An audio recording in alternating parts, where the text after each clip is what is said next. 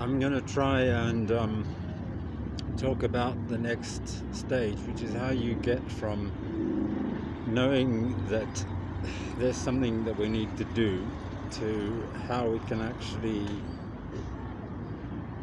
arrange for the world to be in the kind of position where it's possible for people to actually do things. It's one thing knowing what the problems are. It's another thing altogether knowing how you actually go about solving them, because we've known about a lot of these political problems and economic problems for a long time, and what is manifestly obvious to me over the past 30 years is that there is nobody who has much of a clue about how we can go about actually resolving them and starting to live in a sane way. And what I mean by a sane way is a way where you actually live as if you aren't going to endure these problems forever. You actually live in a way in which you say, we're going to develop the necessary human understanding to solve our problems. Part of this is because modern biology, especially evolutionary biology, and a lot of popular science at any rate, gives us the idea that these problems that we have in modern society, as much as you can call it a society, are because of human nature. They say that it's just human nature. People are greedy, and that's why we have these problems.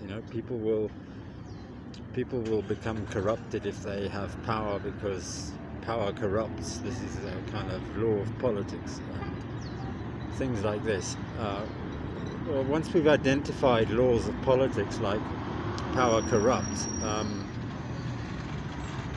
as intelligent human beings, it seems to me that your immediate response should be that this is not the kind of law we want to hold in our society. We don't want a society where the only people that are actually capable of doing anything, actually capable of making any change, the ones that actually have any power, are automatically corrupted by the experience. We want to arrange our society in such a way that this law does not hold anymore.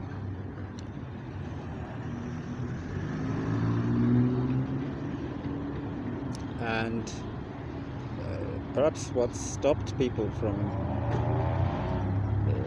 ever approaching human problems like this is that they've believed since the mid-19th century that this is human nature, that it evolved. We evolved like this through competition and natural selection. But that's a pretty new idea.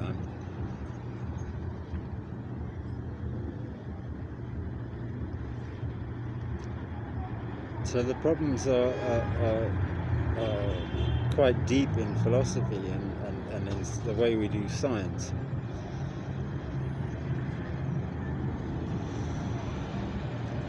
And the main part of the problem, seems to me, or one way of putting it, is that we don't accept the reality of mental states. And we don't accept the causal agency of mental states. We don't accept that our mental states actually have an effect on the world, or could have an effect on the world. But that's really all that political power, in the sense that Hannah Arendt talked about it, but I was trying to explain in the last video I made about this yesterday.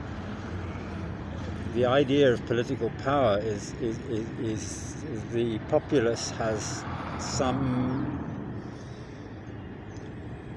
manner in which they can respond to their situation and act in constructive and creative ways to change it. and that's real political power. And the problem is that the only kind of control that people have over the current societies around the world is not power, it's violence. It's by somehow going against the nature. It's preventing people from exercising any of that power. That isn't power. That's impotence. So we've got this situation where government is government that is government of the impotent by the impotent, and that's how we're locked down into this apparently hopeless situation where nobody can do anything. Nobody can make the world a better place, because somebody comes along and for them it's not better if things are like that, and they exercise a little bit of power they'll have, and it's probably going to be enough if they get together with some other people to stop you from doing your little bit.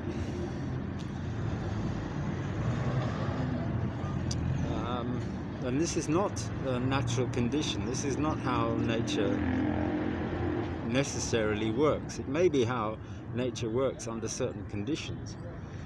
And the conditions where you have so many human beings who do live under these sorts of conditions and by these sorts of rules, you can actually impose those conditions on the rest of nature, so that animals and plants and bacteria and the whole of biology ends up being governed by the impotence. And the question is how we get around that. So this me yakking here is just to introduce two videos. The first is by the American philosopher John Searle, and it's about consciousness and how consciousness is a real thing and how consciousness has causal agency. Consciousness can consciously change the world.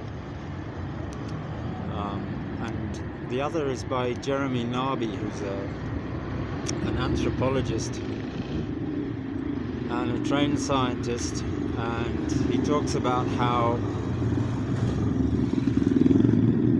there is a very different level of consciousness which Searle doesn't touch in his discussion.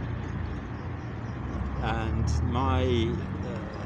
my next video, because this is already too long, is going to try and connect these two ideas. The straightforward philosophical perspective that Searle has on individual consciousness with the, I also think straightforward, because I have actually experienced it, the idea of collective consciousness that Jeremy Narby talks about. And I've only watched 1 minute 48 seconds of Jeremy Narby's talk, but I'm going to listen to the rest of it and then try and explain how these two things connect, and how Jeremy Narby's description of natural shared consciousness actually answers some of the unanswered questions that are in John Searle's description of consciousness and how conscious states arise. So that's my plan.